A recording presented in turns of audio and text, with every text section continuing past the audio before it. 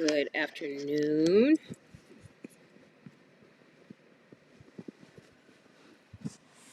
Good afternoon.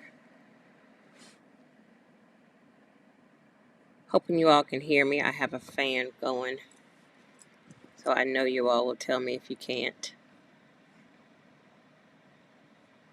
Happy Sunday, November the 17th.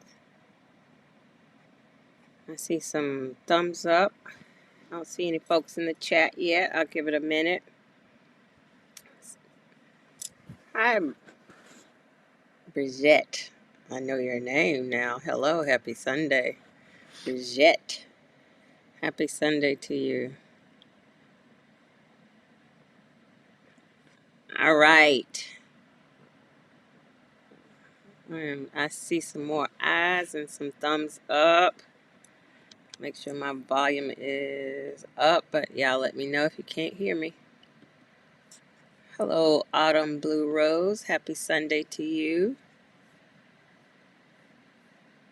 Happy Sunday. WLJ. Good morning. Good morning. All right, y'all let me know if you can't hear me. Hello, Stephen. Good afternoon. I am in my loft, my bedroom, as you all can see. I'm Bridget. I knew you meant happy, WLJ. I liked Jappy. I liked it. It was cute. So I knew you meant happy. Happy Sunday. Glad to see you all here. It's a good Sunday. It's a sunshiny Sunday. It's a beautiful Sunday. So it is all the things. Let me introduce myself for the folks that are new to this. My name is Jewel Pearson. And as I introduce myself, I say that I built a fancy tiny house in 2015 because I don't believe you have to give up luxury to go tiny. And since that time, I have shared my journey to hopefully inspire others who are interested in the movement. I do offer coaching and consultations and to help others in their tiny house journey. Once this goes live and is updated, you will be able to find the links to schedule with me in the video description below. And as I'm doing all of that, I serve up a lot of representation in the movement. I want us to be able to see ourselves here as well. If you find this video and the information helpful, I hope you will like it. You'll share it. If you're not already subscribed to the channel, subscribe to the channel. And then turn on the notification so that you'll know when I am live and when content is available. All right, good people, good people, good people. Happy Sunday. Happy Sunday. Hi, Elle, Lorraine. How are you? Happy Sunday to you. I have had a great week. Sadiq, happy Sunday. Hi, Rosalind. Happy Sunday. Jen. Hi, Robert. Happy to have you here, Bridget. All right. Shout out to the Soul Collective folks in the chat who are also Patreon members. We had a great meeting Wednesday. Yeah, Wednesday was our meeting. We had our connection. We do that once a month, and we had a really good time. So shout out to y'all. Thank you all for participating in that. I enjoyed it. I hope you all did as well. Today, so I am not going to be here long today.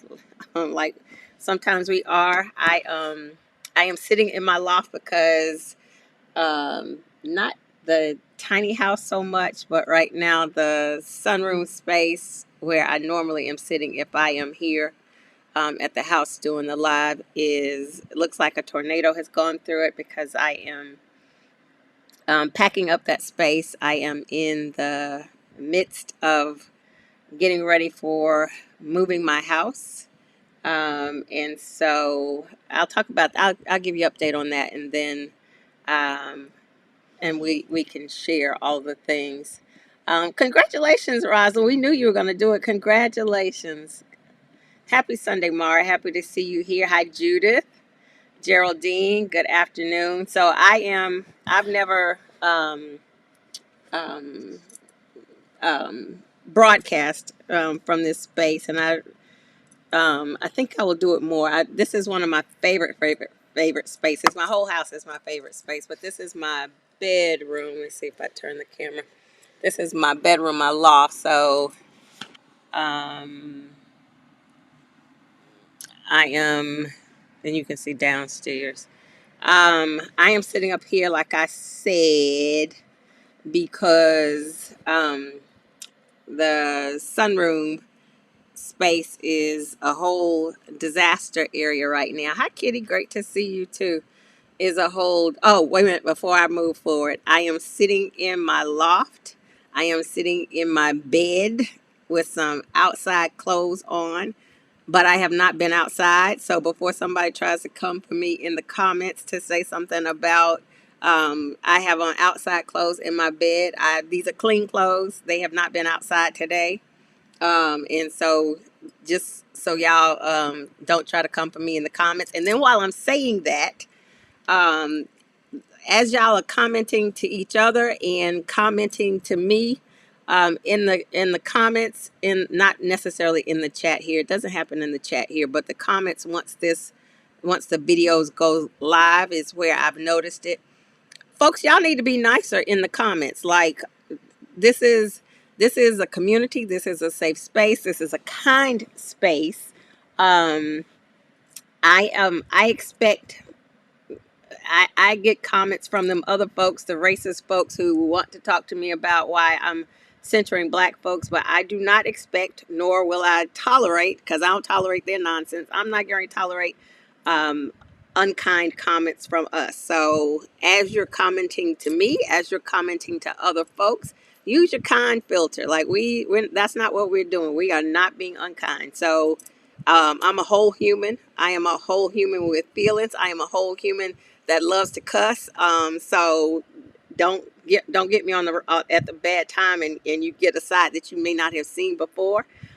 So just be kind. That's easy. Be kind. Or if you cannot be kind on my channel, in my community, go somewhere else where that's tolerated. But it ain't tolerated over here.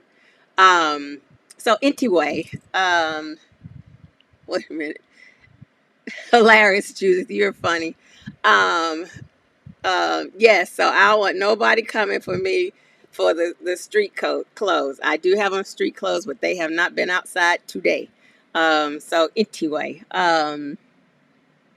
right, Rosalind, exactly. Minding my business, minding my business.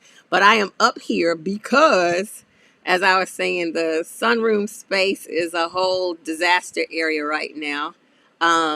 I don't think you might be able to see outside. Let's see if you can see outside. It's a pod over there somewhere. I don't think you can see the pod. Um, so right. Um, there is a pod out there. I had a pod delivered on Wednesday, so I'll catch you all up on what we are doing. Thank you, Lorraine. Um, so and this is part of what we'll discuss today. So the topic of this conversation is focus on the why. And so I am moving my home. Hello, Alicia. Um, and this time it is more of an effort because normally I am. Oh, you did see the pod. Okay, thank you. Normally it is just the tiny house on wheels. I've had a smaller sunroom space that I've had to take down and fold up and or remove and then get into this new space and put that back together. But this time, because I added on that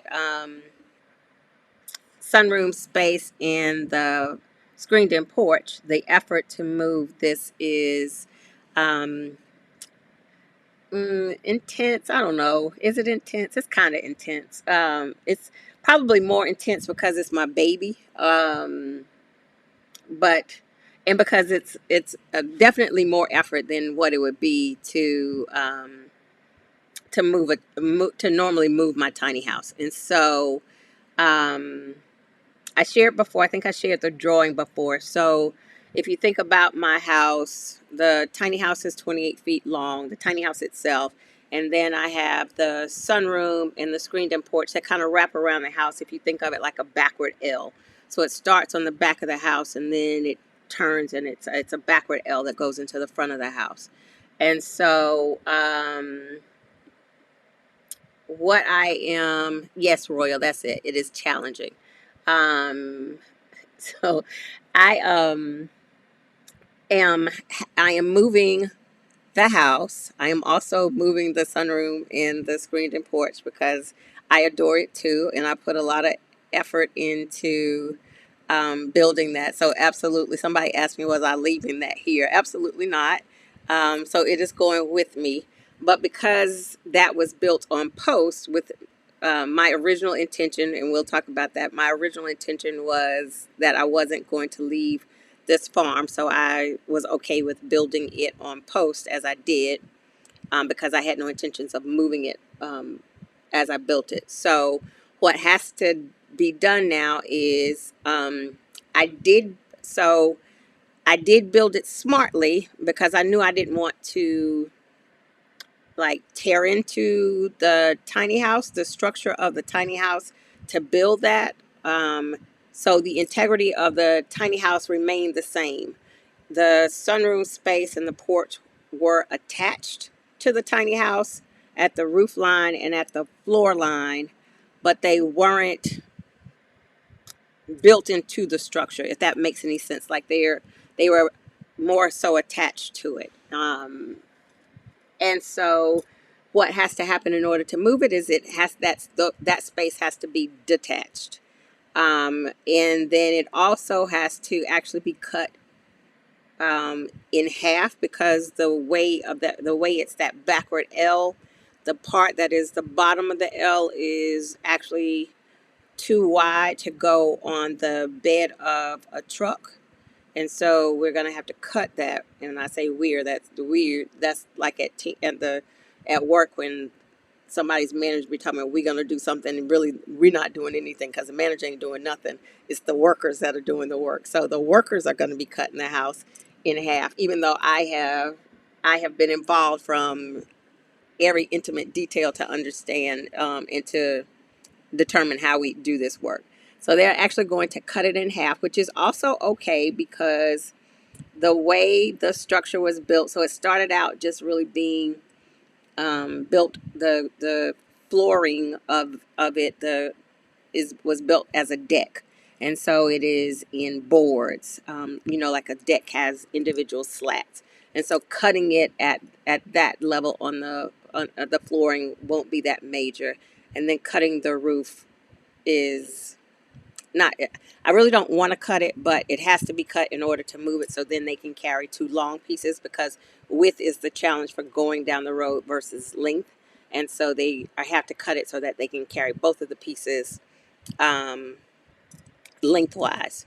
And so what has to happen, the crew that is detaching the house, as they detach it from the house, they have to put up 2x4s to make the part that is connected to the house, that is leaning on the house for stability, to make that part be able to stand up by itself. And then they're also going to wrap it in plastic so that everything can't get in the house, so that it can stay fairly clean.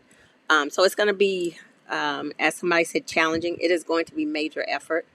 And so with the major effort, I also have to empty everything out of both the sunroom and the screened-in porch. And I'm putting that stuff in the pod. Normally, I would not, like when I move the tiny house, this piece that I'm in, I don't have to empty it out. I don't have to pack up everything and take it out of here. I pack up things that are going to, stuff off the wall, take stuff off the wall, stuff that's going to break, that's going to fall over and break. I take that stuff down and put it in boxes. And generally I'll put that stuff in boxes and leave it in the floor, on the floor in the house. I use the bathtub to store stuff.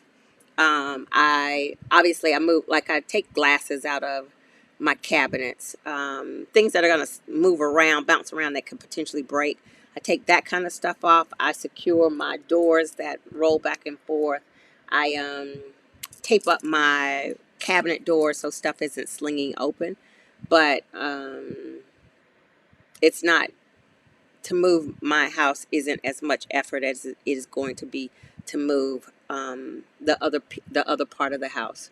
The bonuses for me with this is that I have located um, fabulous teams to do this work. It has been an effort in researching, reviews, and I'm grateful. I leave reviews, and people have left reviews.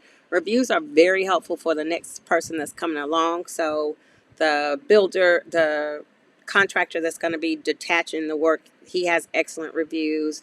The house moving company has excellent reviews, and I actually so a friend of mine said, only you. So I had the contractor and my house movers on a Zoom call. And my friend, shout out to my friend Chris. I shouted him out on Instagram. Chris was initially going to do the work of detaching the house for me, but he's not available until sometime early next year. His schedule is really tight, and I want to move sooner than that. So he's been also consulting with me and the folks to do the work to make sure everything sounded right according to what he knew had to be done. So I had folks on a Zoom call, a contractor on a Zoom call. Chris was on the Zoom call. And so one of my friends said, leave it to you to get some contractors, general contractors, folks who'll be out working in the field. Leave it to you to be able to get them on a Zoom call. Because that's my corporate background. We need to get on a Zoom call so I can see everybody's faces. We can all hear the same thing. We can be in conversation. So that is what I did, and I feel very, very confident in. The mover has been out twice to consult, and I had Chris on a conference. No, I had him on what is it on the phone? Y'all know, y'all go ahead and give me some grace on FaceTime. That's it. I had him on FaceTime talking to the mover. So yeah, it's I feel really, really good about the work for the move.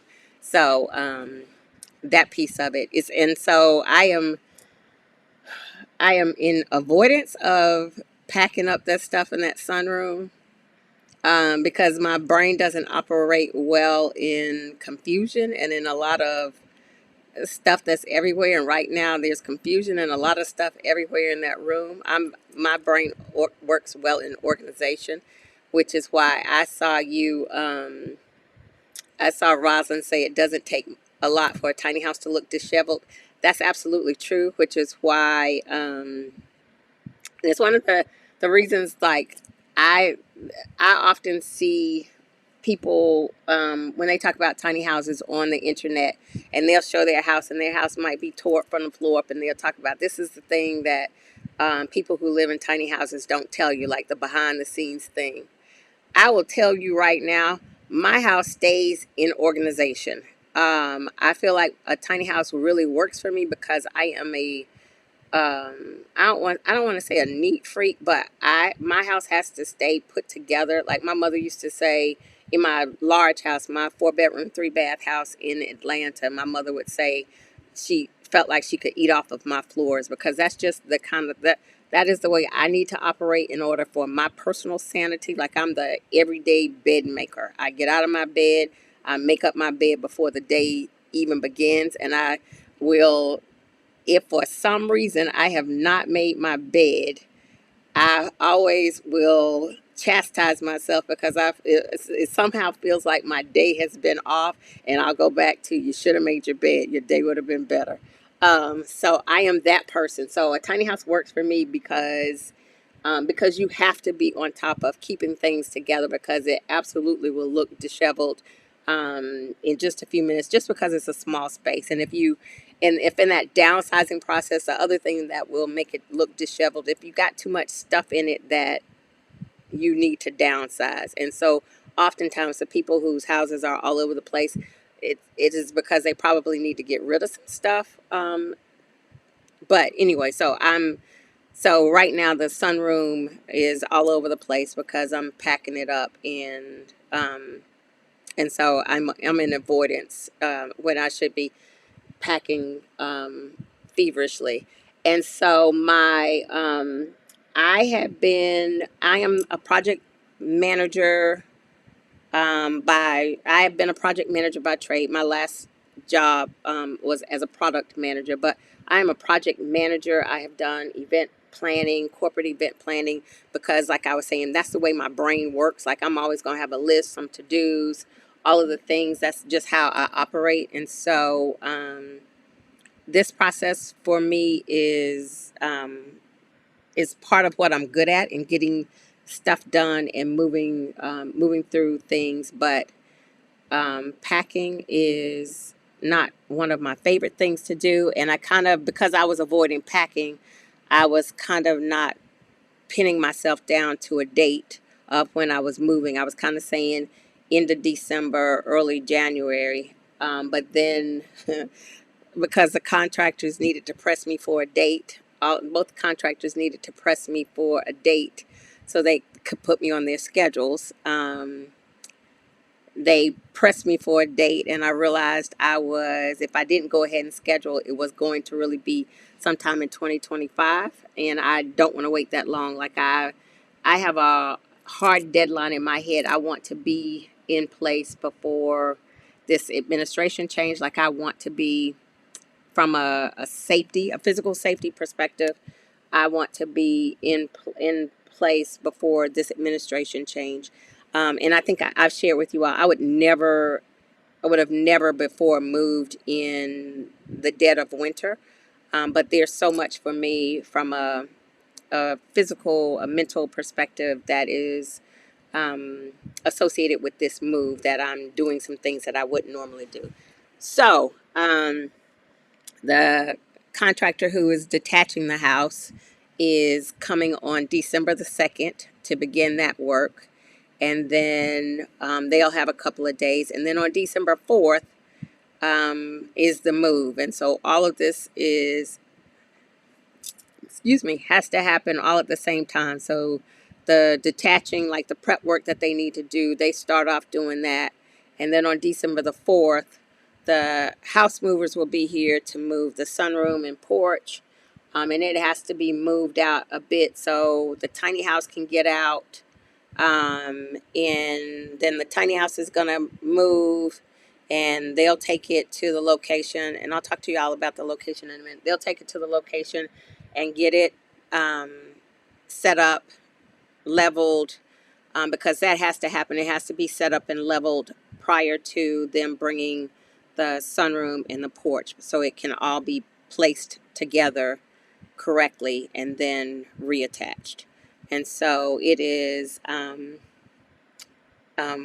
herding cats. That's what I used to say at work as project manager. When you working with a whole bunch of people, a whole bunch of departments, and everybody has work to do, and you're kind of overseeing it. It's kind of like herding cats. But again, I feel really, really confident in everybody who's doing all of the work. And so the house movers, so I have two decks out here, two exterior decks. They're moving those for me, and they are also moving my shed. And then the pod, I don't know, the pod, I might move the pod prior to them. Prior to them moving all of the stuff, but I kind of think I'll leave it and maybe have it taken over the following day, so it won't be in the way over at the site as they need to maneuver all of the things. And so I'm going to talk to y'all about the site, and then I'm going to talk about my theme for this conversation in just a minute. But I want to check in with the chat and see what y'all are saying. Judith is asking me, am I taking my fur babies, the cats? Because I don't have a dog right now. So I know you're talking about the cats. So no, I am not, because I have read that you shouldn't relocate feral cats, even though they're still feral. Like they are off doing their own thing. And I've read that you shouldn't relocate feral cats because in a new environment they likely won't survive. That would be a new environment for them. And unless I was going to bring them in the house so that I could look after them at 100%, I wouldn't want to. I feel like it would be a shock to their system to just take them somewhere new. And not, I feel like that's what I've read, that it would be too dangerous for them. And y'all know they can't come in my house. I love them, but they can't come in my house. I don't do cats like that. And so, especially the little tuxedo cat, he is my absolute favorite. And so there will be some tears, because I love them little jokers, and I ain't even a cat person, but I love them little jokers. And my tuxedo is my favorite. Um, and so I will have to come by and visit them and feed them, and the kind of the bonus for me. So it's only three out there right now. When I went to when I was in San Miguel, a few of them, all of them went off to, because I guess they got somebody else that feeds them, or they know how to feed themselves too. So they all were gone when I got back from San Miguel. And I have one that is gonna, she getting ready to show up within 15 minutes after she knows I'm back. I don't know how she knows. But so only three of them have come back, to include the tuxedo cat. So I feel better about that, because it was a whole slew of them. And so that means some of them, I hope they're okay. They're off living their lives. So the three, I kind of feel like if the three were to disappear, and I don't mean nothing bad happened to them, but like if they found somewhere else to be before I left, that would make me feel better. But anyway, um, WLJ is saying, at 52 years old, I have never cussed so much in my whole life as I have since 2020. So I have absolutely no problem with it, and rather encourage it as an outlet. So, my mother learned that I could cuss. I think it was like when I was 17 years old. I think it was 17. Something had popped off at our house, and it was somebody that was calling our house that was disrespectful, and I had kept answering the phone, and they were being disrespectful. And so I went over to the place of business that was calling the house and being disrespectful. And as my mother said, apparently I cussed like a sailor, because before I even got home, so apparently somebody at the place of business, not the person that I had cussed out, but somebody at the place of business knew who I was and knew my family, my mother. And so before I got home, they had already called her to tell her that I had been over there, and I was cussing like a sailor. And so I didn't get in trouble, because I was this business entity was disrespecting the house. They were just totally disrespecting the house. And so I didn't get in trouble because I had really handled some business. So like if it had been anything else, I'm sure I would have gotten in trouble, because I was cussing, as my mother said, cussing like a sailor. And so, but I felt free at that moment, because at, my mother knew I could cuss like a sailor. And cussing, I've said to her now that for me, cussing is like Texas Pete. It's like the hot sauce. Like sometimes you need some emphasis on some stuff, and cussing just is like the hot sauce. And so I've always said, my mother has known that I can cuss like a sailor since I was 17. So I'm good. Like if my mother knows it, the rest of folks can get it, because my mother knows, and I don't have to hide it. And so yeah, I'm with you. Cussing is a thing, a whole thing. Yes, challenging and tedious. I appreciate y'all so much. So for some of y'all that are new, I have shared, and I will continue to share. I'm gonna say this, and then I'm gonna get on point, because I keep saying I can't be here long. I have continued to share that since I had the mini stroke, my words don't come as well as they used to. And it has to do with, it's called aphasia, I think it is. I think that's right. Where your words don't come. And I can know the words don't come in, it's even with people's names, like people I know, not just somebody I met before and I don't remember their name. People I know. I've noticed this happening there too. Words just don't come. Like I'll know, like the word will be rumbling around in my brain, but I can't get the word to come forward. And it has to do with the mini stroke. And so I appreciate y'all when y'all give me a word. I've also noticed that my spelling is a little different. Um, and I've it is the grace that I'm offering myself, because I've always prided myself in, like, I won the spelling bee championship when I was in the ninth grade.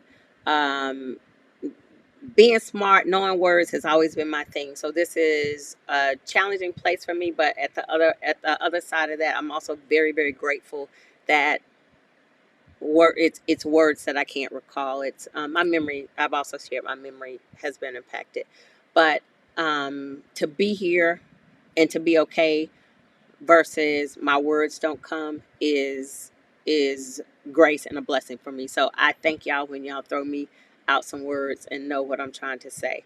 I also say, and I've shared that I'm very okay with sharing that.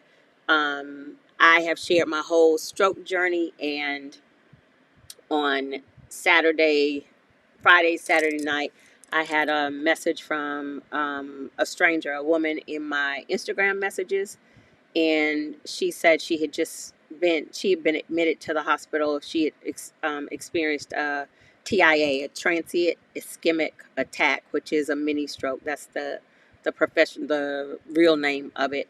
And apparently, she had been looking, I guess, on Instagram for some of the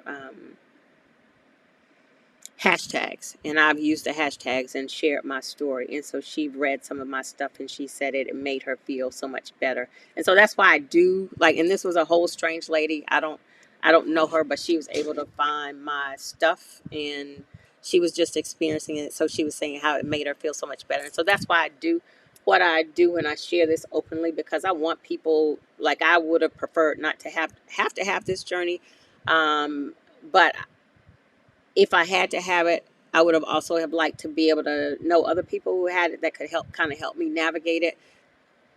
I didn't really find that, but so I want to be that person to for somebody. Like, I know she's terrified right now. I did message her and she hasn't responded back. But if something I said about my experience helped her feel a little bit better about where she is, that's exactly what I want to do and I want to share. So thank y'all when you throw in some words. So Mara is asking, are you going to video your move? Yes, I am. Yes, I will try to video it as much as possible. I will also say that I will be right in the midst of trying to do all of the things. And I will probably feel nauseous the entire day, because this is my baby. And even moving the tiny house, like, I've lived in my house for 10 years. Every time I move my house, it is nauseating, because, like, this is my baby. This is all my money. And so I probably will be very, very in my feelings that day, but I will video it as much as I possibly can. Yes, Royal is saying detach like a puzzle. Absolutely. I've said, like, Humpty Dumpty. We got to put it back together again. Sadiq is asking, if you could again, would you put your tiny on a gooseneck trailer to incorporate the office space? No, no. Um, if I had to, I don't think interestingly enough, Sadiq, knowing what I know now, I would still not do anything different. Um, no. Mm-mm. And I'm not really a fan of gooseneck trailers. But no, I would not. Ella's saying, I'm so happy for you. Change is good. I can see the joy in your face. I'm excited for you. Thank you, Lorraine. Absolutely. Great connections are being made. Thank you, thank you, thank you.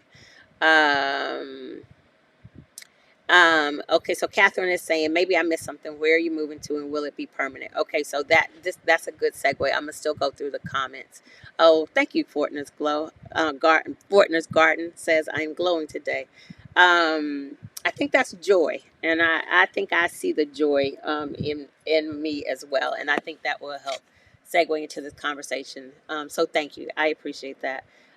So where am I moving? So I am moving. So where I am now is 45 minutes southeast of Charlotte. And where I am moving is 30 minutes northwest of Charlotte, which, when you think about it, it's only 30 minutes closer to Charlotte from a time perspective, but it is night and day from where I am right now. So where I am now is I'm on a friend's farm. So, and I'm not having to move because I don't feel safe on the farm. because this is it's a black owned farm. I feel safe. It's my friend's land. I feel safe from when I say like the administration change and or rule perspective change. I feel safe on his land, but when I'm outside of this area, it is a very very rural space. Very rural space with all the flags flying, all of the folks, all of the things. Um, and then from the perspective of I'm very very isolated. I've shared when I had the mini stroke, I was outside playing with them little cats and had experienced the mini start the it started, and so I was here 45 minutes just kind of stuck, and it was terrifying to know that I was very alone. And so I don't want to the isolation, it can impact you mentally.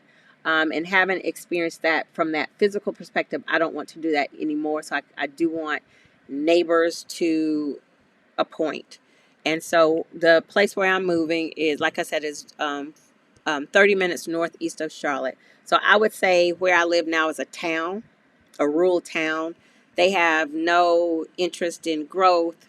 They actually, as a part of the things that they were voting here, were say no to a bunch of things. People who want to expand, bring developments in. They were saying want folks to say no to that.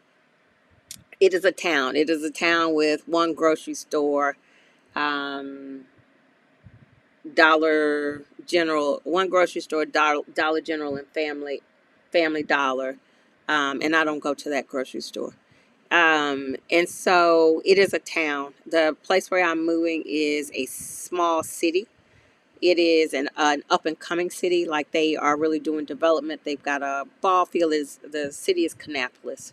Um, it is it will soon be, or maybe they already consider it like an extension of Charlotte. You know how the cities like Atlanta has just sprawled, and even though outside of Atlanta it's more this the suburbs, but it's really Atlanta. Once you keep um, growing the areas, it's more of Atlanta. And so that is the way I see Kannapolis being. And so I'll be on a woman's land.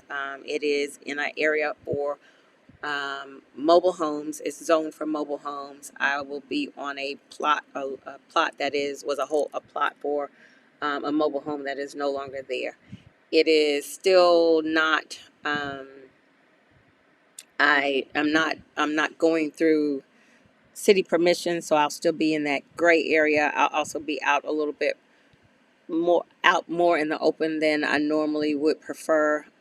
It's not a busy area. I am trusting the way things have just come together for the move, the contractors, all of the things, even when I wasn't putting effort into it like I should have been. I feel like it is by design, and so I'm trusting that um, it will work in my favor. And I'm trusting, like, I don't want to live in the fear and say, well, it's out a little more than I'm used to, so I'm going to just stay here. Um, and what comes to mind, and I'll be talking about this, is that I won't say that right now. I'll come back to that.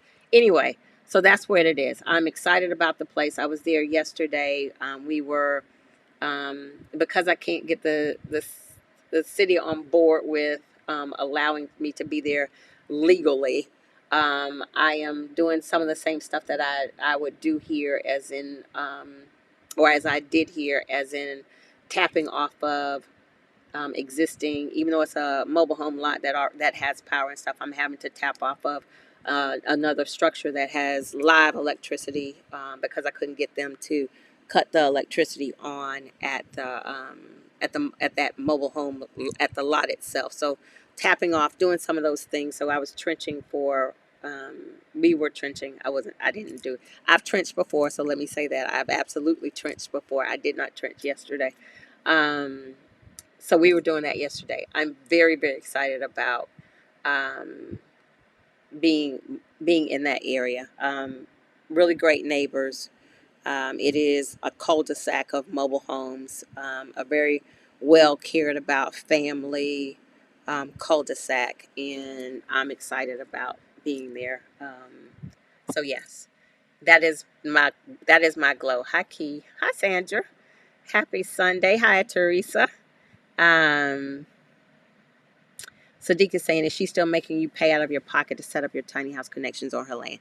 So that is not. I'm not going to that land anymore. That was the land that was close to off of Lake Wiley.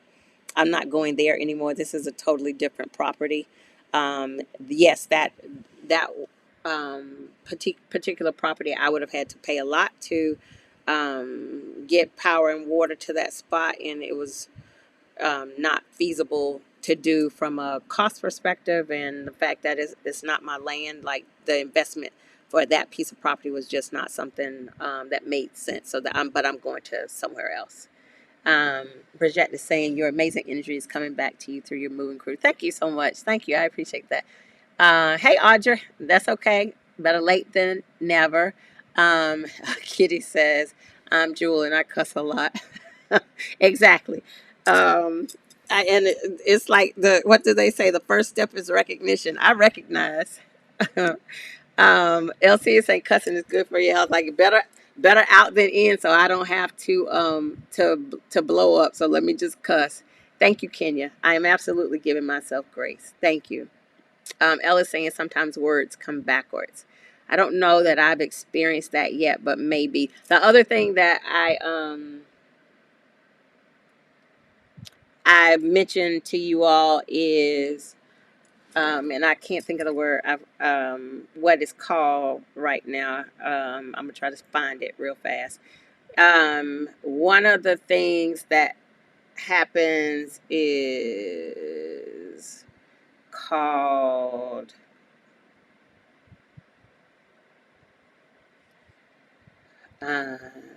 See,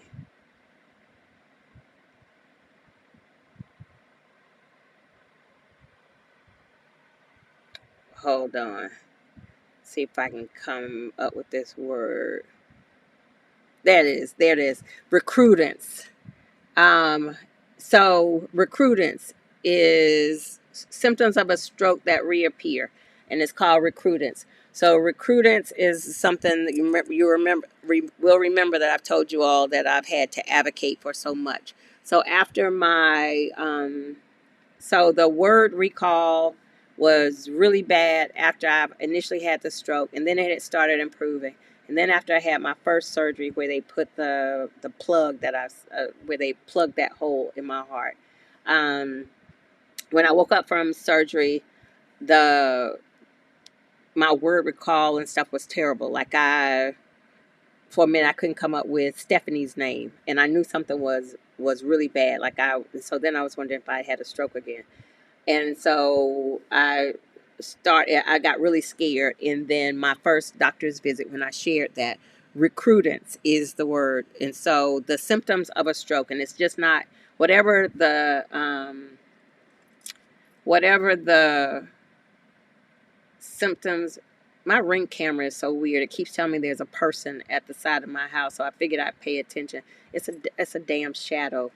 Um, anyway, so symptoms of a stroke. So if somebody's symptoms, could be physical symptoms. Once you go under anesthesia or you have sedation, or it can even happen from stress, those symptoms that have kind of healed or have improved can go back to, can almost reset. And so recrudence is what happens when symptoms reappear. So after anesthesia from my first surgery, and it's happened the second time too, the symptoms, my stroke symptoms are the word recall and the memory. My symptoms were back at like zero, not zero, at 10 again, where they had maybe improved to maybe 5. That happens most for African Americans, and it happens most for women. So those were two things, obviously, that impacted me. Nobody told me that.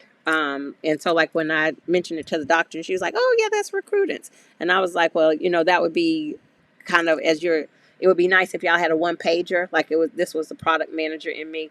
A one pager of what people should expect in surgery would be nice, and recrudence should be up there at the top of it, so people won't think they've had a surgery had a stroke with their surgery." But I digress. Anyway, Bridget says, take your time. You'll be better, faster, and strong. Oh, Jamie Summers, the bionic woman. I know Jamie Summers. Thank you. Um, it is a struggle. Absolutely. Absolutely. Thank you, Teresa. Share, like, subscribe, do all of the things. Thank you, Teresa. Oh, thank you, Audra. I appreciate you. Audra for the super chat. Audra says, I will watch later. Thank you. I appreciate you. Um, very excited. So Royal is saying, I'm happy you have the wisdom to leave. Thank you. And I'm going to talk about that as soon as I get to the point of this conversation, as I'm sitting over here just chatting about all the things. So Kenya is asking, are other homeowners around? Yes. So on the cul-de-sac where I'm going to be, there are one, two, three, four, a total of 5 houses, and one of those will include mine. And so in the cul-de-sac, everybody has, it's like a neighbor, just like a neighborhood. And this will be the first time I've been in a situation like that. So I'll have my own little yard. I'll have my own little mailbox. So it would be just like on a regular street where there are 5 houses. That's the way this is. And so, yes, there are neighbors around. And I actually met this woman in 2020 when I was looking for a space before I came out here. And I had found her then. And at that time, she was offering me space in her backyard, and that was before I built this add-on. And I was interested in possibly being in her backyard, but then the person that lived in the space in the mobile home where the plot that I'm actually moving my house, the person that lived there then was what I would say was not going to be a desirable neighbor. Um, I didn't want to have to look at their house, and I didn't want to be near their energy. And so I declined at that time. And so they are now moved. They moved. She ended up having to evict them because it was her property. So she ended up having to evict them. Their house was moved. And so that is the place that I'm going to move. And I have saged the property because I didn't want their bad energy there. But yeah. So yes, there are other homeowners around. Yes, Mara, racists are everywhere, but rural area, it is a different thing. Like I shared last week, like with the election, I think a lot of people were surprised at the energy of America. Having lived in rural America for the last 6 years, I think it is. I'm not surprised at all. Like this is a whole different world out here in rural America of the way people move and the way people act. I think like in more of the city, people have, I don't know if the right word is decorum. Maybe people have I think that might be the okay word. People have a little more decorum, but in the rural area, they out here all with their racism. So anyway, I have known to expect this there, and I've shared before. Like there are certain areas, back roads, kind of like a sundown town. There are certain areas and back roads I don't travel once it gets dark, because of a safety perspective. Yes, Rosin, Kannapolis is much closer to medical services and civilization than Huntersville. Well, so Huntersville is the same. I'm not in Huntersville. My first location after I left the RV park, I was in Huntersville. I'm not. I'm not there. When I get ready to leave, I'll tell y'all where I am. I don't call myself out, but I am in a very small rural town. Hi, Linda. Welcome, welcome.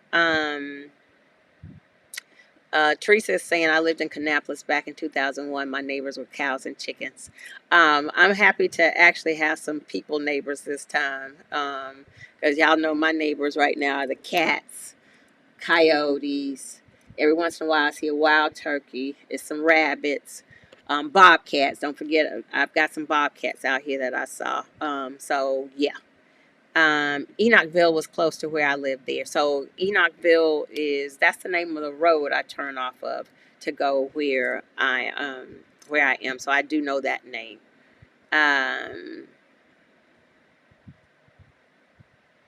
Oh, Elle is saying clarification. My mother spoke whole sentences, but they often came backwards. Interesting. That's very interesting. Like it is a stroke is obviously the impact to the brain. And I don't know if y'all remember a while ago was a story of a woman. I don't know exactly what happened to her, but when she woke up from whatever medical thing had happened to her, she could speak a whole foreign language that she didn't speak before. Fluent foreign language that she didn't speak before. So it is something that absolutely impacts the brain. Ken, Kenyon went all scary on me. A shadow of what? It is the shadow of trees moving. So when the trees move out there, Kenya, it creates a shadow, and for some reason my Ring camera picks it up. Like if it was a shadow of something weird, I would have been out here earlier. But it is the shadow of the trees. I have figured that out. So when the trees sway, for some reason my Ring camera um, picks it up as a shadow. Um, let's see. Oh, Teresa's saying she lives somewhere where it was so dark you couldn't see your car outside, much less anything else. Um, so where I live right now, that would be the case. Like it gets really, really dark out here, but I have a lot of lights on my house. Like in fact, my friend who owns this land complained one time because he said I had it like an airport airport runway out here. He was like, you can't even see the sky, you can't even see the stars, but he ain't even out here. So I was like, okay. But I live out here and it gets dark. And one time I came home and the power had gone out. Like the power was out like 3 mile radius all around, and I couldn't even see my house because my house is black. I could not see my house. It was pitch black. I got out with my phone, with the light on my phone, and the darkness said, we don't even recognize that light on your phone. And if that's when I had Nina. If Nina had not been in the house, I would not have gotten out the car. I would have just put it in reverse and went to Charlotte and got a hotel room. But I had to get out. And you talk about terrified because I couldn't see the key. I couldn't see the lock. It was terrifying. I ain't never seen dark like that before. So yeah, dark. It gets dark.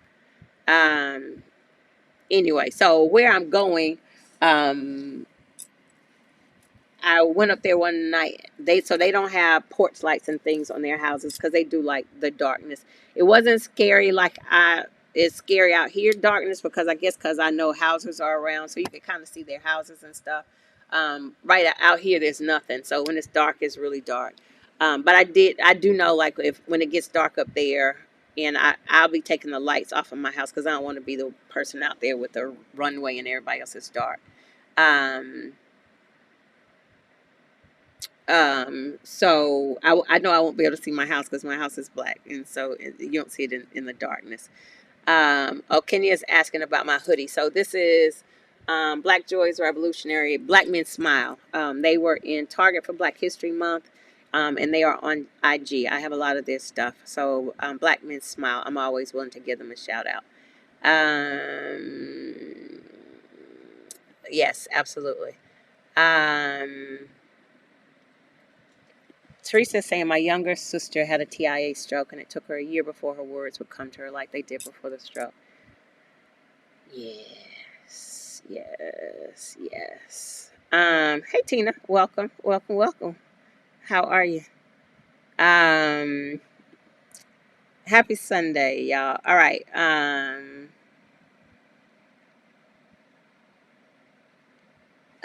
Okay, so what I was talking about, so this the segue, when somebody said, I'm glad you considered moving.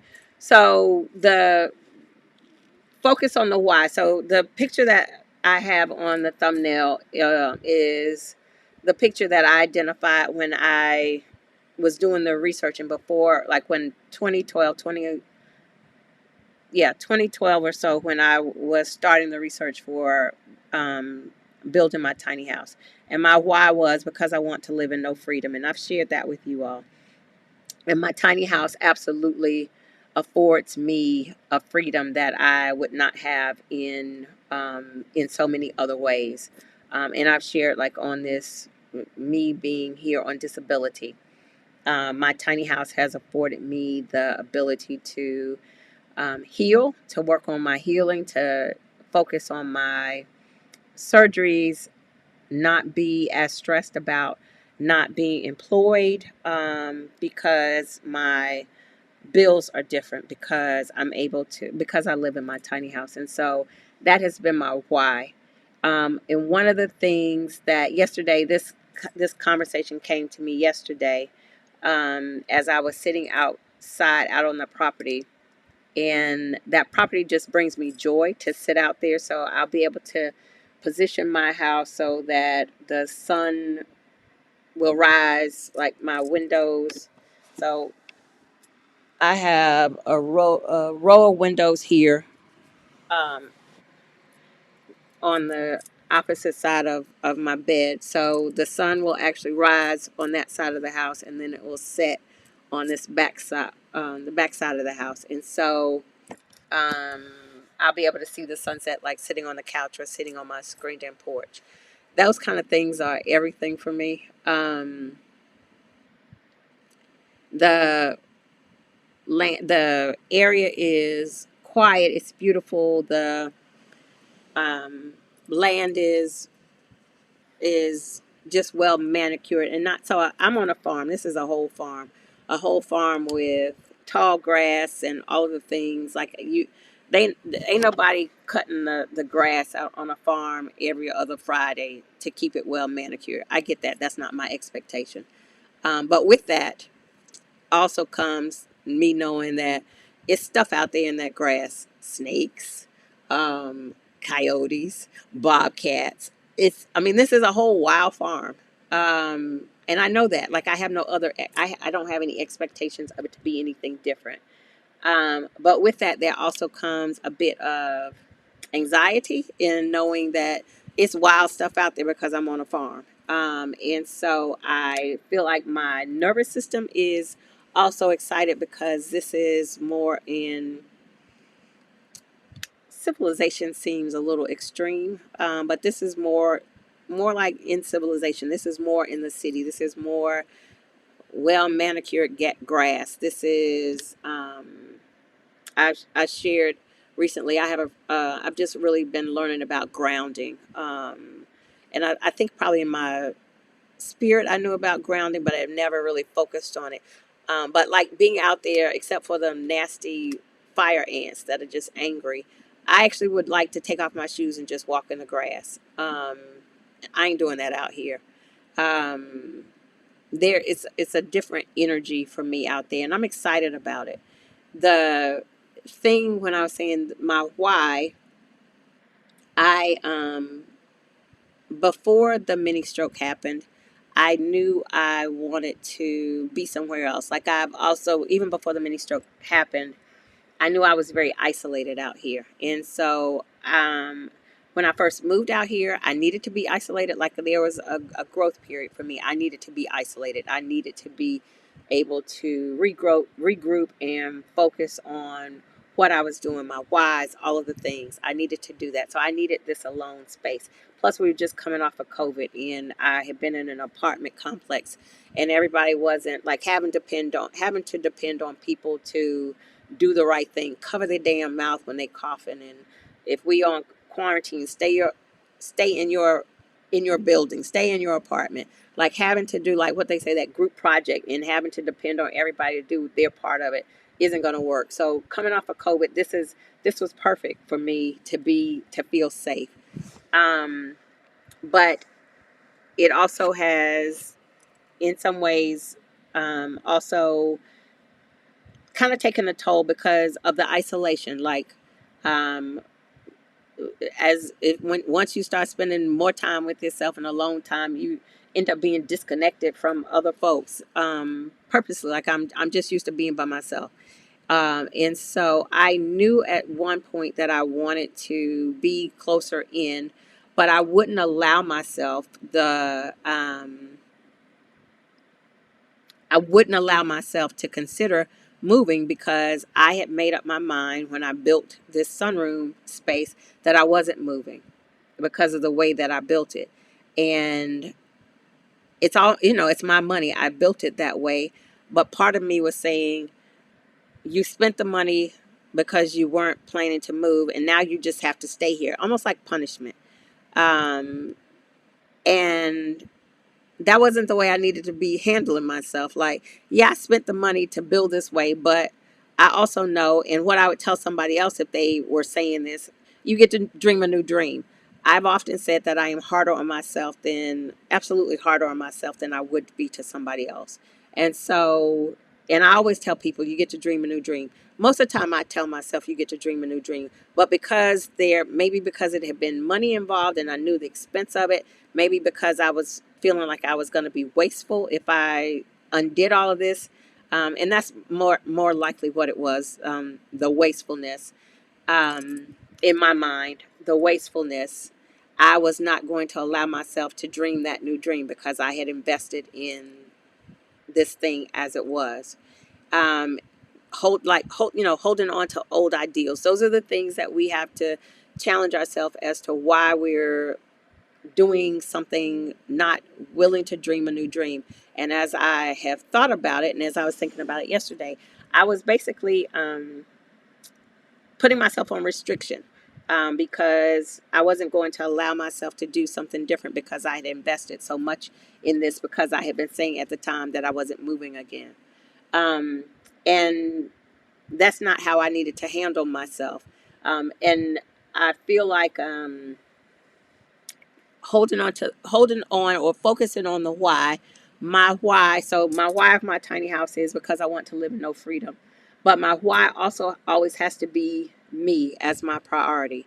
So what I should have been more willing to consider moving because I needed to move. And so focusing on the why of me being me, and allowing myself to dream a new dream because I needed it, because my why should always be me. And sometimes the why is like the one of the things that I know we hated as kids, and it's not the best thing as a parent. Sometimes the answer to why is because, and it's just because. So in that situation, really no justification other than because, like, I need something different. Like, I should have offered myself that opportunity to consider moving pre-stroke just because I needed something different versus having to do a whole spreadsheet of, well, you spent X amount of dollars, and the logical thing is to not move. Sometimes it's just the answer is just because, and we have to allow ourselves that just because. Prioritizing prioritizing my peace versus prioritizing the effort it's going to take to move it, or the money it's going to take to move it. Like, I don't always have to be logical, I guess is probably a word that I would use. Now that's different. That's different if you have a partner or a parent, somebody that's financing your journey. You have to consider that they maybe have spent money and effort into whatever it is, and you might want to undo all of that. So you have to have some consideration that this wasn't your money, or you didn't make this whole decision, or you agreed to something and now you want to change. Like, that would have to be a conversation between partners, or whoever the financer is. That's a conversation, but I don't have to have that conversation because it's just me, and it's just me and my money. So I recognized that I was not allowing myself to dream a new dream because the practicality of it didn't make sense from a financial perspective. And then, and the thing that occurred to me yesterday, and doing it, having done the work of moving before, and I recognize there's also a timing thing. So it's not lost on me that maybe that wasn't the right time, and I'll come to that. So that's not lost on me, but not even being willing to consider it. Um, Damn it, I lost my thought. It was a good thought too. It's gonna come back. Um, the timing perspective, what was I saying? Aphasia. Um, it'll come back. The other piece of that, oh, I know. Thank you. It came back. When I was first considering it, probably would have been an even better time to do it from a financial perspective because I was working. I was working full time. So from a financial perspective, it would have been a better time to do it then versus now that I'm not working.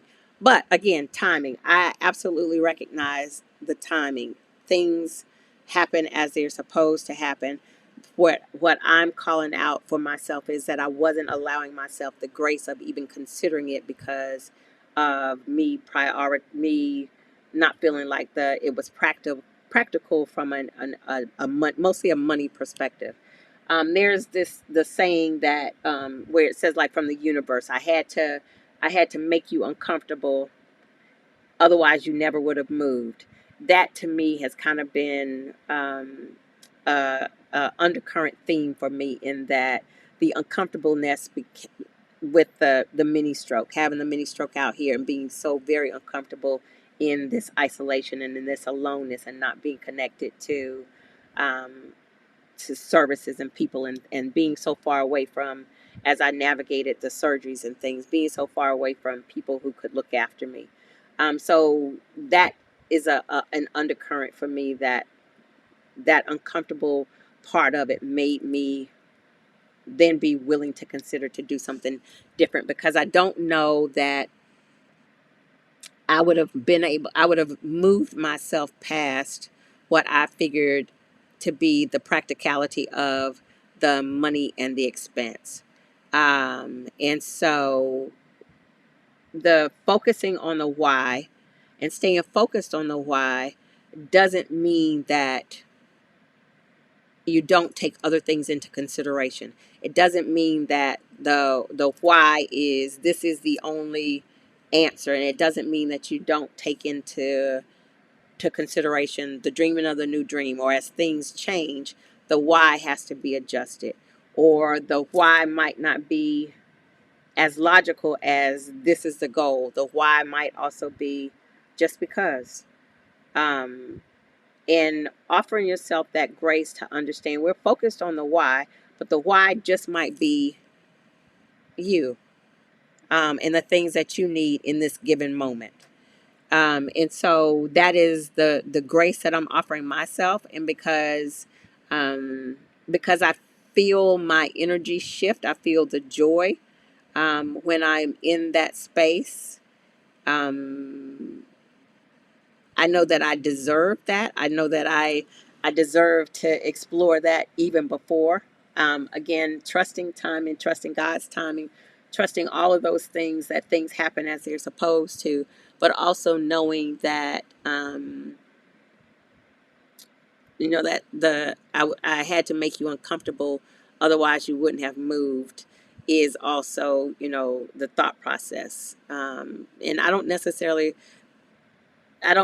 have to be uncomfortable to have to be uncomfortable enough to experience a stroke. That, like, I don't necessarily want things to go to that level anymore before I'm willing to move.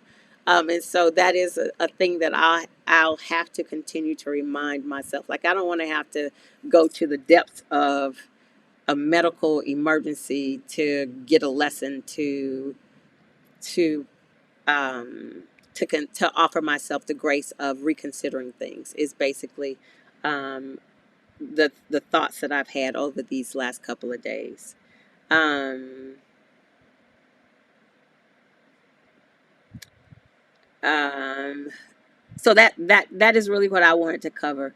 Um, Catherine is saying, I want to paint my house black as well. Did you have to get any type of permission to paint your house black? I don't know who I would have to get permission from. I can't imagine. I think your choice of exterior paint color would be your own personal preference, unless you live in a neighborhood with an HOA, and the HOA sometimes is, that's one of the rules in the HOA, that you have to get your paint colors approved. I know HOAs are sometimes of the devil, and they want to manage all the things. That's the only time I would think of having to ask somebody some permission of what color to paint your house. I absolutely, other than asking myself what color I want my house to be, that's it. Hi, Cynthia. Welcome, welcome, welcome. Hi, Tampa's Creek. Um, um, Mara saying, so excited you're moving. Was so worried about you being out there, in there. Joy, joy, joy. Thank you. I am too. I I am too. I'm very excited. Kenya's asking, any water around lakes, rivers at the new place? No. So, um, not close by to where I am going to be located. The interesting thing, so the piece of land that I had been considering that somebody asked me about before, where I was going to go, was on Lake Wiley. Like I could walk down to the lake, which was beautiful. But then after this hurricane happened, and I learned that they were releasing some of the dams like up in western North Carolina to flow through some of the lakes here in our area, and seeing all the flooding and knowing I have an aversion to rushing muddy, fast moving water. I don't know that I want to be that close to that close to water like that. Big bodies of water for sure. I don't have to be that close anymore. So I'll go visit the lakes. I'll go visit the beach. Um, oh, Tina, thank you, Tina. I might. Thank you. I appreciate that. Sharon is saying, and you are more in community, so important. Human beings are part of nature too, just a matter of the density of population that is best for your well being. Absolutely. Absolutely. So, this property is, it's a big plot of land. I'm excited about that too. And so it's not like right up on each other. I've said before, I don't necessarily want to, I want to create a tiny house community. I don't know that I want to, I don't, at this point, I haven't said I wanted to live in a tiny house community because I enjoy being in a place where I also have the ability to be to self and to have some solitude as I want. Um, I don't want to. I don't want to be required to be in conversation if I don't want to be in conversation. And sometimes a smaller community can require that, if that makes any sense. And so I am excited about that as well. But I do get the community that I need, absolutely. Teresa saying life happen when you are and aren't paying attention. Absolutely. Um, Yeah, Kenya's saying that's not what you signed up for, being stuck. I get it.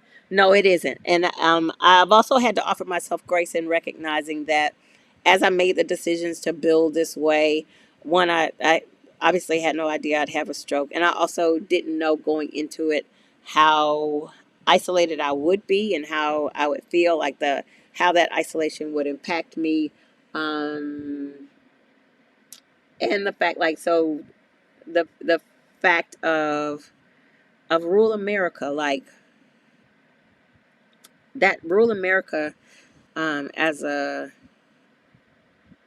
black person becomes draining. Like it becomes draining riding around and seeing signs and seeing people, seeing signs, seeing people, seeing bumper stickers, shit that makes you know that these people ain't don't like you. Like that's a lot to be on constant alert. It's a lot.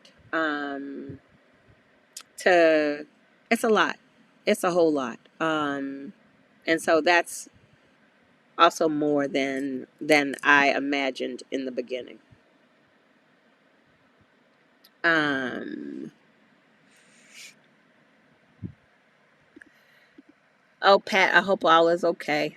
I'm happy you're here. Hey, Michelle. Um, Tampa's Creek says facts. I bought 17 acres in Arkansas. It's in a small country town, and my dream is to be on that property 100% self-sufficient and debt-free. It's just taking time to get done. Yeah. It'll happen. Um, I know it'll happen for you the way you want it. Bridget is saying, "Oh my gosh, that gave me life. I get to dream a new dream." Absolutely. Dream. You get to dream a new dream. And you have to offer yourself grace in the dreaming of new dream. You could have just dreamed a new dream and spent $5,000 on that dream, and then decide that dream ain't really the direction you want to go in. You got to offer yourself grace that, okay, that was an expensive dream, and now I want to do this dream over here. I ain't saying be irresponsible. Well, I kind of am. I'm okay with, like, me living in a tiny house is because I wanted to have the opportunity to be irresponsible because I had to be so responsible as a young single mom, and then as a single mom raising my daughter. So if I think about it that way, part of what I was holding myself to is the ideals of responsibility that I've always had. Like, I hold myself to a very strict, I don't know what the word is. I hold myself to some very strict rules, which is part of my what I need to undo, what I need to unlearn. Kind of like as we're talking about the life of ease and abundance. Like when you are used to towing a line and you're used to having to make decisions based on how much does that cost. And I'm not saying like I don't have to make those decisions anymore. Don't get me wrong. I'm not saying that. But when you're used to always making the decision based on that type of external factor versus what is best for me? What is it that I need to do for me, for my happiness? Then you're not always offering yourself the grace that you need, and that is a learning a learning piece for me that I am still obviously learning, because I'm so used to, you spent $50 on that, suck it up, buttercup. Like you spent $500 on it, suck it up. Like you don't like it, but suck it up because you did that. And offering the grace to yourself is something that I feel like is a learning thing, because again, I know if somebody else came to me with that same scenario, I would absolutely encourage them to consider doing whatever that thing was, even though they had spent money doing, just doing this thing, because life is short. The thing that I have struggled with in this last month is, like, Facebook is becoming a sad place for me, because in this last month or so, I have logged in and learned of 3 deaths of peers, classmates, people my age.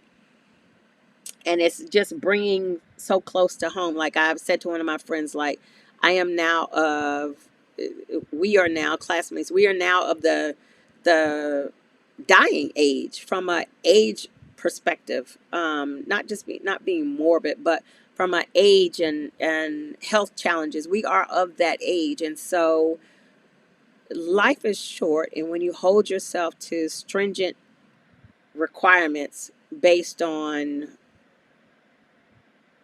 effort and money versus what does your soul need? What does your spirit need? What does your body need? Then you're doing yourself a disservice. And I was doing myself a disservice. And so, absolutely. Um,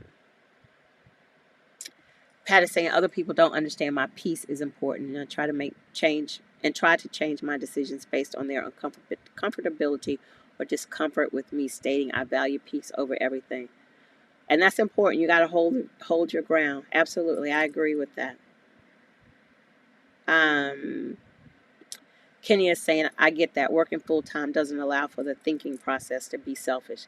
Yeah, because you're so focused on corporate America or the thing, achieving the thing, saving money, I'm working the grind, all of that stuff. And that's not the ideal way to be thinking. Um, Sharon is saying you can always make another choice. Absolutely. Absolutely. Hi, High Vibe. Welcome. Welcome. I see some new names. Welcome to our Sunday chat. Happy to have you here. Welcome. Welcome. Thank you, Sandra. Thank you, Sandra. I appreciate you. I hope you are well. Hi, Christine. I'm better late than never. HOAs are a pain in the butt, absolutely. Hi, Bob is asking, am I leaving North Carolina? No, I am um, not leaving North Carolina. So I am moving, again, right outside of Charlotte, about 30 minutes northeast of Charlotte, where I am now 45 minutes southeast of Charlotte. So just kind of across um, the city. Hi, Gabrielle. Welcome, welcome. Rushing water is a trigger for Jewel. Absolutely. I've shared with some some folks. Um, Growing up, I lived in Durham. It's our neighborhood, Old Farms. We lived in Durham for a minute. Old Farms is a community in Durham, and behind Old Farms is the Eno River. And I just had this whole debate with my brother because he said it wasn't true, and then my mother had to settle it because I was right. Um, the Eno River used to overflow its banks and come up into our backyard, and I was 6 or 7 at the time, and I remember looking out like it to me, especially at 6 or 7. To me, it was like you've seen the pictures of that water rushing through Western North Carolina. So at obviously it wasn't that bad, but at 6 or 7 when you little, it was that bad. Um, and that was terrifying to me, that water moving like that. My brother was trying to say it didn't come up that far. My mother settled it and said it did. And then I Googled and saw that it's still terrorizing that community, and they are dealing with flooding to the point of having canoes out. But I think Rosalind, I told them this story when I was 6 or 7, coming home from school one day. It start like first, second grade. It had started raining really bad while we were at school, and the bus driver, so it was water coming over this bridge in the neighborhood, and the bus driver didn't want to take the bus through the water, and she stopped before the rushing water and was trying to tell us to get off. Lady, you have lost your mind. I'm not getting off this bus. Like, you might have to take me back to school. I'm not getting off this bus. And so I didn't. 6 or 7, lady, I'm not getting off this bus. And so she had to figure out that she had to go around the neighborhood and take us in the back way because I wasn't getting off that bus. Um, it is, it wasn't happening. So, yes, it is a trigger for me. Hello, Stephanie. Happy you are here. Bajan. Hi. I used to live down the street from Lake Wiley in Steel Creek. Um, So my very first location was in an RV park off of Lake Wiley, and that was the very first place that reminded me I was black in the tiny house movement, because I had moved my house in a whole RV park and hadn't considered that there might be some racism in there until one morning I woke up and they were using the N word outside, and I was like, oh, doubt. I did not even consider that this was going to be a thing. And so, yes, I'm familiar with that area, and was going to be in that area again, as I, well, had an opportunity to be in that area again as I considered this, that location. Christine is asking, do you do spiritual readings? Asking because you seem well connected. I do not. Um, I do not, but thank you. I like well connected. Thank you. Um, JW is saying, I remember living in Maryland and some folks had Confederate flag license plates on their cars. It gets tiresome. Absolutely gets tiresome. Like, who wants to ride around and see symbols of hate? And they'll say the Confederate flag is a symbol of heritage. Heritage where y'all wanted to have slaves and y'all fought to be able to keep your damn slaves. Like, get out of here. I don't want to see that. Like, it instantly will change your whole perspective of it will change your entire day to see something that is an indicator of I don't like y'all black folks. So yeah. Audra is saying, I've decided to move to France and cannot speak a lick of French. My choice. I won't spend the next 50 years of my life being fearful of living under a regime. I am back, by the way. Welcome back. Glad you're back. You can learn French, can't you? Absolutely. So, congratulations to you. Part of me, this move for me is moving out of this area, like I said, from a health perspective, so I'm not isolated, and then to not feel uncomfortable, and also so I can travel. I want my house to be in a place where I feel safe, and I also am getting ready to skip on out of here on a regular basis, so that I can also feel loved and appreciated in other countries, because it's getting ready to be a whole interesting and interesting being the nice word challenge come 2025. Hi Danielle, welcome. Jocelyn, yes, we are of that age, which is why we have to make our health a priority. Absolutely, absolutely. Hey Crystal, um driving back from North Carolina. Where in North Carolina? I hope you don't say somewhere close by and I have to fight you. Um, so go ahead and drop where you were so I can see if we've fallen out on this live. Hi Val. Welcome. Danielle is saying I am a mommy of three in the process of a divorce, but I am in a good headspace. Amen. Stay there. I, in my list of good decisions for my life, a divorce is right up there. It might be number one or number two. So stay in a good space. Sometimes that's what you need. I hope you are well. I hope all goes well for you, and I hope you take care of yourself. But absolutely, stay in that good headspace. Um,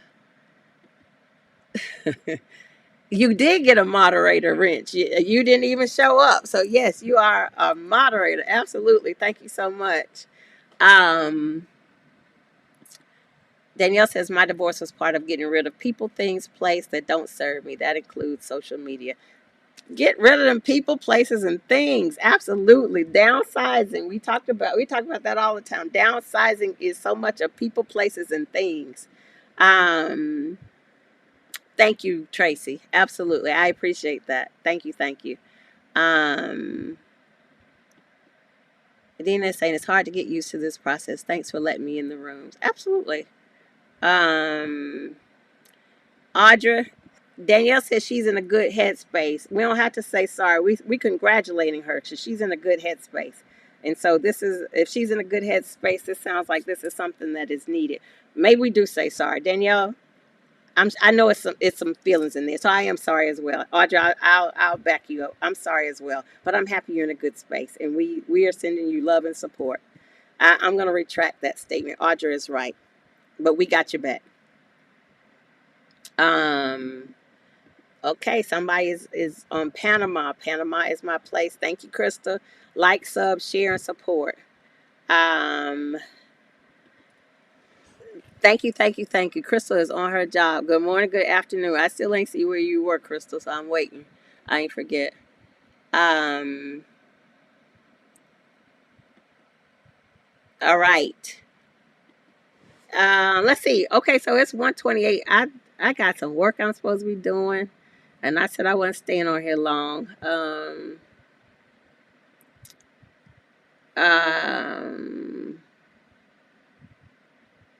let's see. Your heritage is hey, absolutely. Thank you, Tina. Yes, I have a fabulous community over here. Um, okay, so Danielle says she's good. Don't stay in a relationship that shifts you away from your purpose. Absolutely not. Danielle, absolutely not. Um,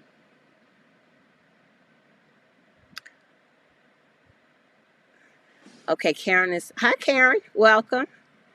I have had my mind to write you ever since Christine Platt, the Afro Minimalism author. I will be obedient and find the time to write you in the next 45 hours. Okay, Karen put herself on a timeline, 45 hours, and the clock starts now at 1:29 p.m. Eastern Time. Christine is preparing for her move to San Miguel de Allende. I don't think I said that right, but y'all know what I'm talking about. March 2025. Congratulations! I'll see you over there because I'm gonna come. I'll be over there visiting. I am I'm working on a plan with Mexico. Um, Bridget is saying, I'm a truck driver and I see the symbols of hate in so many places, and I'm from Alabama. It's just wide open. I am also navigating the balance of isolation and being in community with others. We talked about that last week. I'm glad you are working on that. We talked about that last week. As we go into this new arena, community is getting ready to be everything that we need. We have to be in community. We have to be in community with people that support us, with people who look like us, people who are the allies. I said I got some allies and they put in the work. I know who they are. I ain't accepting no new friends. I ain't looking for them damn blue bracelets. I'm not doing that. People who have been there doing the work and who have had your back, those people. But being in community is everything. So I hope that you're able to find the community. Welcome here, for the community that we have. So um, welcome. Okay, Crystal is crystal clear. She was not nearby, so I don't have to fight her. Um, um, yeah, absolutely, Danielle. The evolving black woman. Hello, hello, hello. Welcome. Um, I don't have to fall out with the Kenya. She wasn't close by, so we don't have to fall out on this public channel. Um, Thank you for the work you were doing. I just made a decision to stay in my apartment and a bit, but not buy a house. I know that's what you meant. Okay, got it. Not buy a house, and I'm so happy. Congratulations. I'm glad that you figured that out. That works best for you. Um, Panama or Costa Rica. Pat is asking, am I going back to City Market? Absolutely. Um, this move is happening sooner than I planned, early December. So I'll be getting my whole life together the rest of December, and I will be seeing City Market. My intent is sometime early January. Um,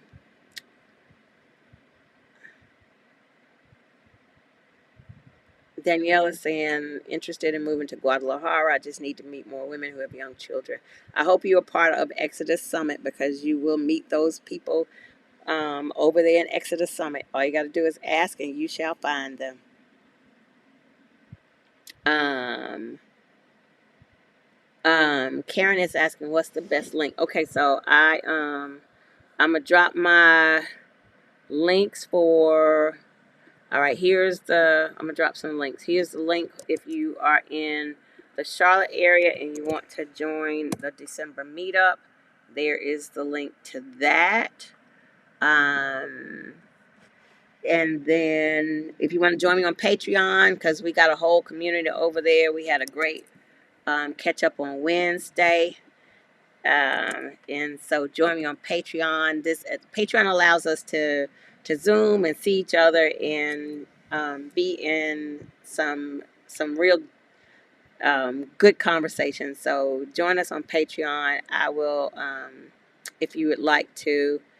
And then I need to get my life together and have my links all coordinated. I'm gonna do that before we connect again. My email address, I'm dropping in the chat. That's my email address if you want to email me. If you want to do a consultation and get on my calendar, I am dropping that. Uh-oh, don't fall. Okay, good, Danielle. I'm glad you're part of it. So ask in there, because I know it's somebody near Guadalajara, in Guadalajara with some kids. So find you a whole community over there. Christine, that's a lot. I am sorry to hear that. I'm very sorry to hear that.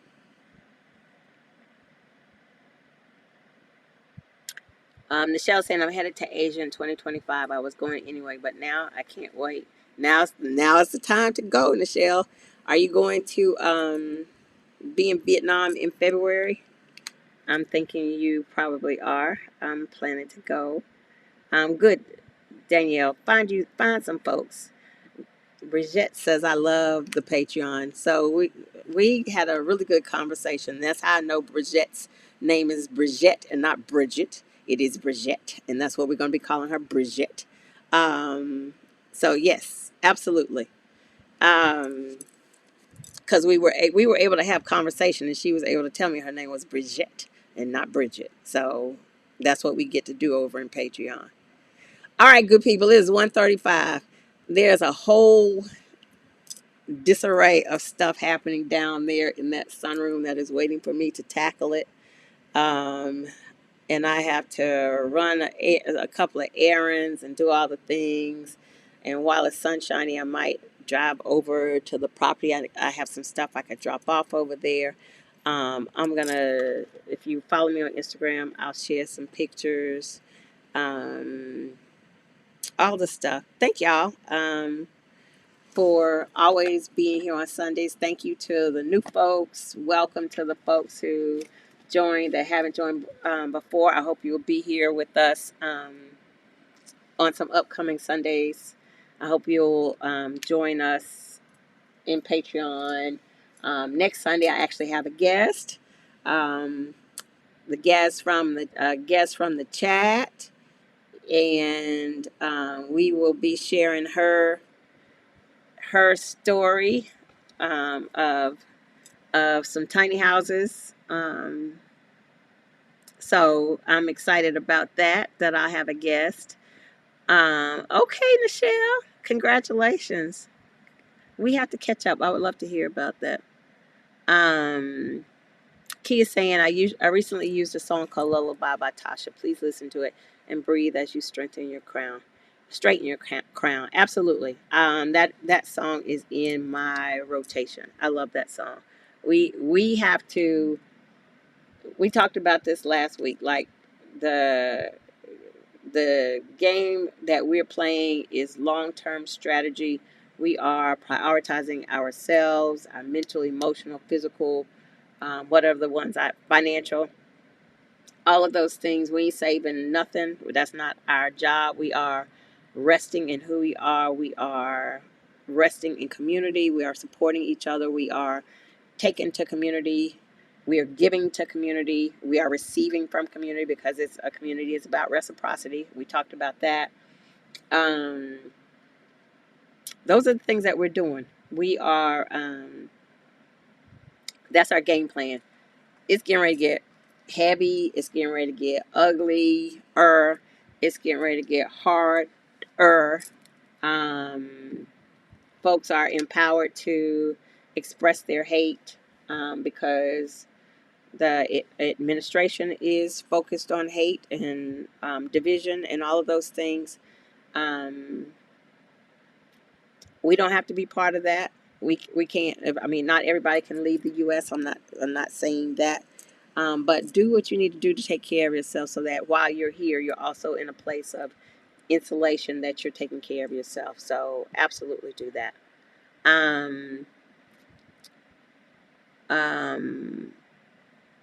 But John, I'm going to drop the link again for the December meetup. I hosted at Hygge, Hygge. Hygge has co-working spaces in Charlotte, and so the event is at one of those co-working spaces. I just dropped the link again. It's free, but registration is required. Let's see. Okay, I'm gonna go through. Oh, okay. So it is Hygge. I have to reserve the room. I can't reserve the room until the first day of the month. So I'll add it. I needed to confirm which room it is, but it will be at Hygge. Thank you so much, Rosalind. Yes, Patreon is for people who are interested in tiny living, who are in the journey, around the journey, but also who just want to be in community. So tiny living isn't for everybody. So you don't have to be focused on tiny living, but it is a place to support that as well. So yes. Um, Christine's, what's your IG? Miss Bohemian Soul, MS Bohemian Soul on IG. Let's see what else. Absolutely. All right, good people. Um, thank you. Have a great week. Change is here, absolutely. And we have to take care of ourselves. LH is saying I'm working on the courage to move to Barbados next year. I hope you are also, if you're a black woman, I hope you are in the Exodus Summit community to find your people to help you get that courage together. You can do it. All right. Thank you, Crystal. Like, sub, share, support. Thank you all for the love. All the things. Y'all have a great rest of the Sunday. Have a good week. We will be back in conversation soon. Take care.